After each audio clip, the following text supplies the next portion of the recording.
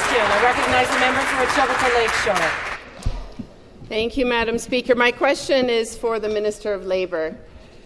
One of my constituents is a long-time professor of hospitality at George Brown College. The program has a well-earned national reputation amongst employers for its excellence in developing skills and training the next generation of employees. At its peak, it had 350 students. They've scaled it back to 43 students, and the winter program is now cancelled. And we learned today from the FAO that the colleges in Ontario are the lowest publicly funded per capita in Canada. Yep. Just like healthcare, actually, I'll add.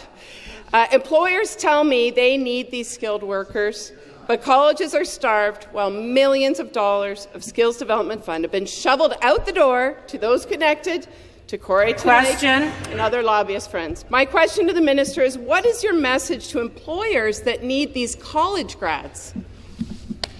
I recognize the Minister of Colleges and Universities.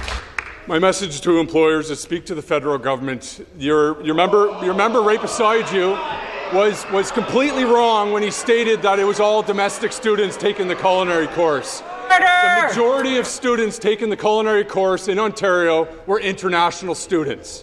I'm sorry you were wrong with that the other day. Our government will continue to support the post-secondary sector. The funding is highest it's ever been. In the last year, we've invested over $2 billion. We've now increased our seats by 100,000 seats. And Speaker, the FAO report is a snapshot in time. Over the next year, it's going to go up 8% general funding, 12% over the next 2 years for the post-secondary sector. We'll continue being there for our system, and we'll continue to ensure that the post-secondary sector is world-class, and that is why we're doing a funding formula review this summer. But again, I will clarify, the majority of the students in the culinary course, you mentioned those numbers, were international. They're not postgraduate work permit eligible. Speak to your federal cousins, and maybe they can change the rules. Recognize the member for Etobicoke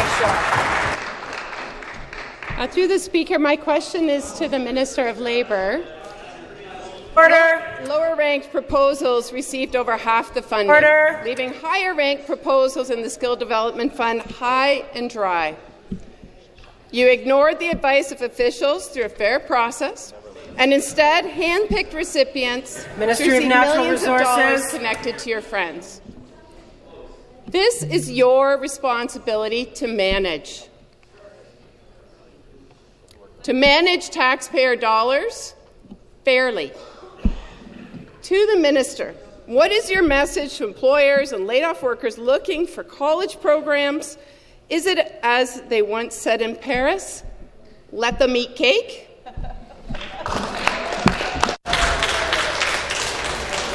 Minister of Labour. Thank you, Speaker. Speaker, my message to all of those colleges is continue to work with us through the Skills Development Fund. Over $300 million,